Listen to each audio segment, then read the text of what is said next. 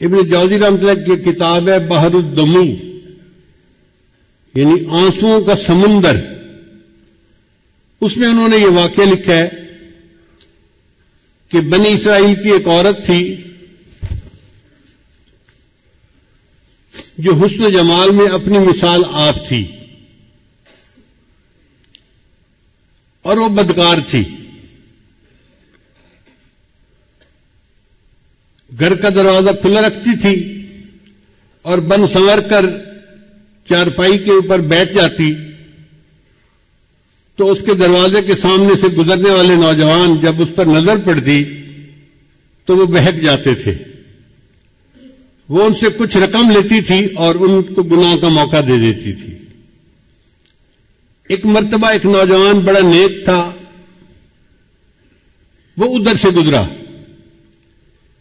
قدرتاً اس کی بھی نظر اس طرف اٹھ گئی تو اس نے دیکھا کہ اتنی خوبصورت عورت، اس کو بھی شیطان نے بہکایا. تو اس نے اس گھر کے جو کام کرنے والی تھی اس سے پوچھا کہ تیری مال کا مرد کو قریب کیسے آنے دیتی ہے؟ اس نے کہا جناب 1000 دینار لیتی ہے اور پھر اس کو اپنے ساتھ وقت گزارنے کا موقع دیتی ہے. اب یہ نوجوان واپس تو گھر آ گیا، مگر سوچتا رہا کہ میں 1000 دینار اکٹھا کروں پھر مجھے اس عورت کے ساتھ وقت گزارنے کا موقع مل جائے گا. اس نے محنت کی، مزدوری کی، 1000 دینار اس نے جمع کر لیے. ایک دن یہ اس عورت کے پاس گیا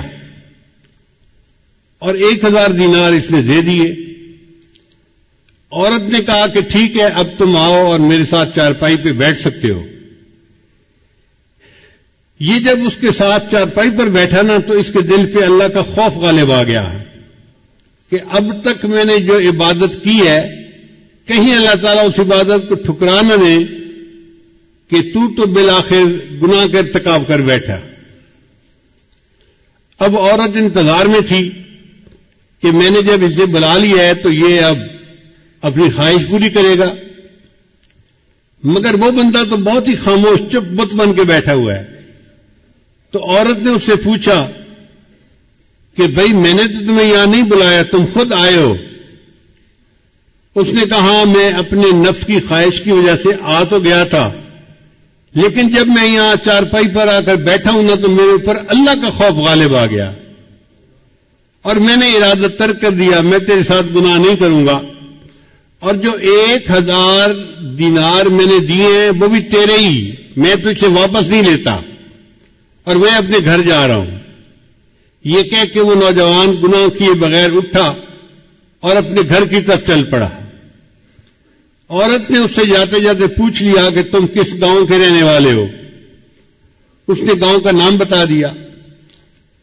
چند دن گزرے تو اس عورت کے دل میں خیال آیا کہ یہ ایسا نوجوان ہے جس نے پہلے کبھی گناہ نہیں کیا، پہلا گناہ کرنا تھا اور اس پر اتنا خوف غالب آ گیا، اور میں تو روز گناہ کرتی ہوں اور میں توبہ نہیں کرتی، تو مجھے بھی اللہ سے ڈرنا چاہیے. چنانچہ اس نے نیت کر لی کہ میں بھی آج کے بعد یہ بدکاری والے گناہ کو چھوڑ دیتی ہوں. چند دن گزرے تو اس کا بھی زندگی گزارنا مشکل بن گیا. جیسے عورت مرد کی ضرورت ہے، مرد عورت کی ضرورت ہے. اس عورت نے سوچا کہ میں اسی نوجوان کا پتہ کرتی ہوں اور اگر وہ ہے تو میں اس کے ساتھ نکاح کر کے نیکی کی زندگی گزارتی ہوں. چنانچہ یہ عورت اس کے گاؤں میں گئی اور اس بندے کا نام پوچھا. انہوں نے گھر بتا دیا کہ فلاں جگہ گھر ہے. یہ عورت آئی اور اس نے اس کے گھر کا دروازہ کھٹکھٹایا. جب گھر کا دروازہ کھٹکھٹایا تو اللہ کی شان، وہی نیک نوجوان دروازہ کھول کر باہر نکلا پوچھنے کے لیے کہ کون ہے. جب نوجوان کی اس عورت پر نظر پڑ گئی تو وہ تو حیران ہو گیا کہ جس گناہ سے بچ کے میں گھر آیا تھا اب وہ عورت تو میرے دروازے پر چل کر آ کر کھڑی ہو گئی. تو اس نے ایک زور کی آہ بھری اور وہ گرا اور فوت ہو گیا. عورت کو بڑا افسوس ہوا. یہ چند دن وہیں رہی. پھر اس نے لوگوں کو بتایا تھا کہ میں تو بھئی اس کے ساتھ نکاح کے ارادے سے آئی تھی اور میں نیکی کی زندگی گزارنا چاہتی تھی. گھر والوں کو اس عورت سے ہمدردی ہوئی تو انہوں نے عورت کو کہا کہ وہ بندہ تو فوت ہو گیا، مگر اس کا ایک اور بھائی ہے، ابھی شادی شدہ نہیں ہے، وہ شادی کرنا چاہتا ہے. اگر تم چاہو تو ہم اس کے بھائی سے تمہارا نکاح کر دیتے ہیں. تو وہ عورت کہنے لگی بہت اچھا. چنانچہ اس عورت کا اس کے بھائی سے نکاح ہو گیا. کتابوں میں لکھا ہے اللہ نے اس عورت کی توبہ کو ایسے قبول کیا کہ اس کو اللہ نے 7 بیٹے دیے اور سب بیٹے اپنے اپنے وقت کے اولیاء بنے. بد کردار عورت تھی، سچی توبہ کر کے 7 اولیاء کی ماں بنی. قیامت کے دن اللہ کے سامنے سرخرو ہوگی.